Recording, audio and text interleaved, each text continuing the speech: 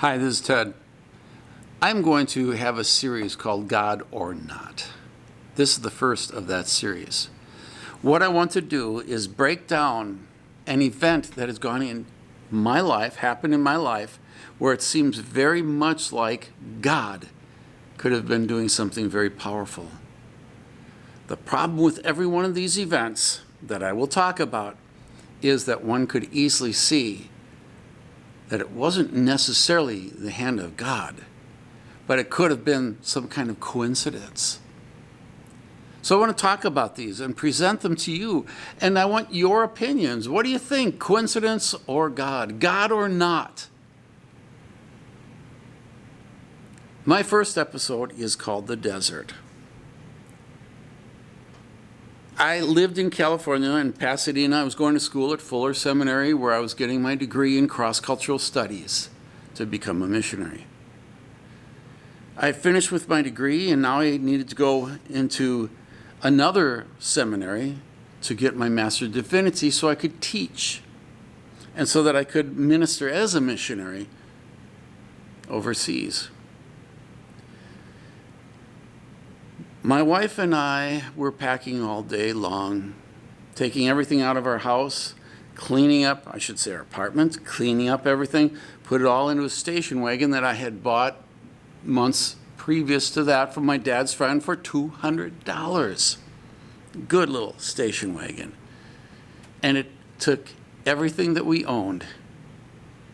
And having everything packed in, we had the choice of staying in Pasadena or just getting going.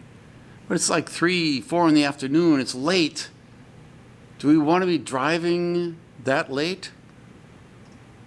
We'd have to go through a desert, and if we go through the desert during the day, it's going to be hot and hard on the car as well as us.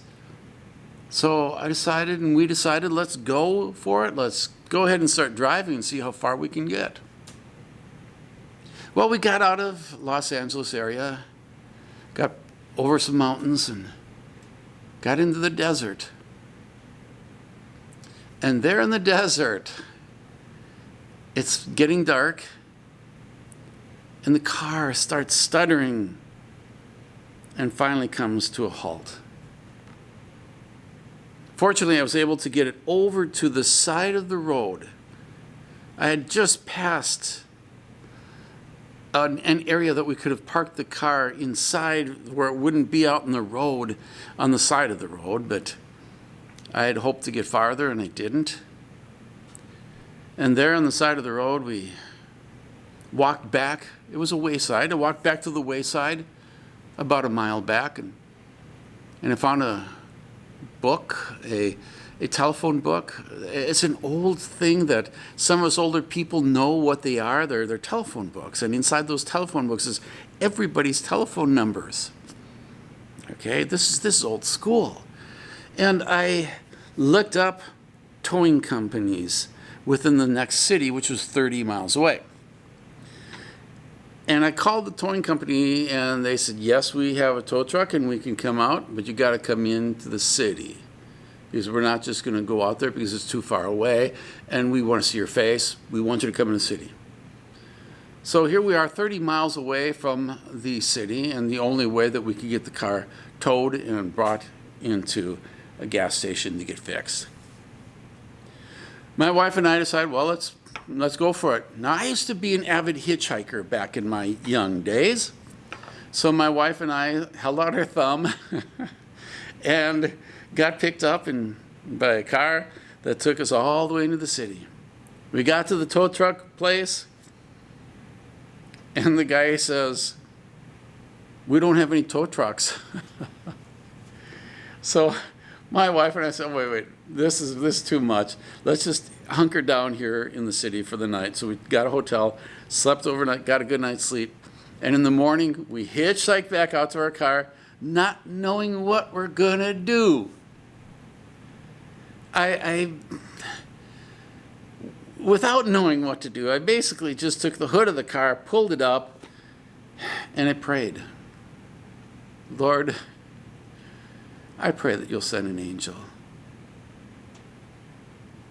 Minutes later, seriously, if not seconds later, a big truck, tractor trailer, pulls up and pulls ahead of us.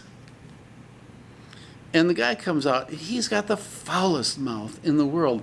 And the reason I love this story is because he was so contrary to the type of angel I would expect God to send me. He was the total opposite.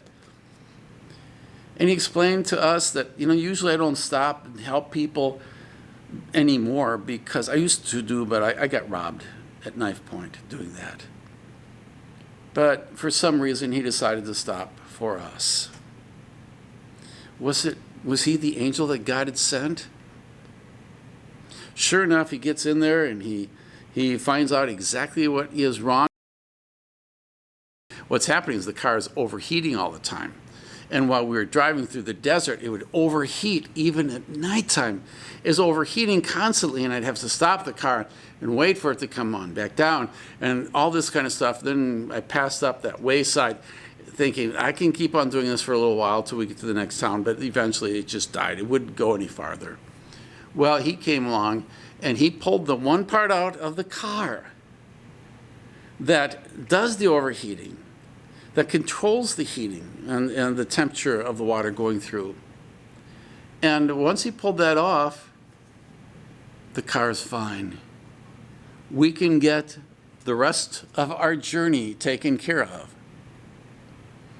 because that particular part that controlled the temperature of the vehicle was now gone.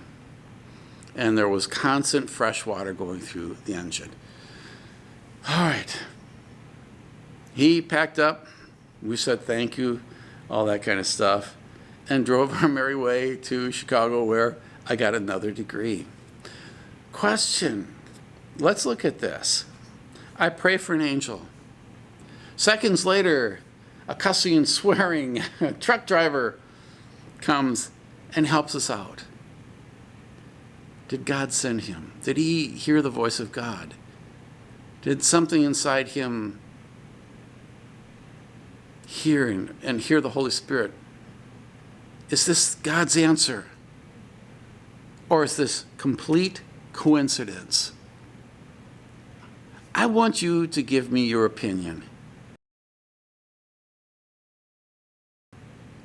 I mean, I will hold a certain opinion on this, but I'm going to leave it to you to tell me what you think. And this is Ted. You all have a good day.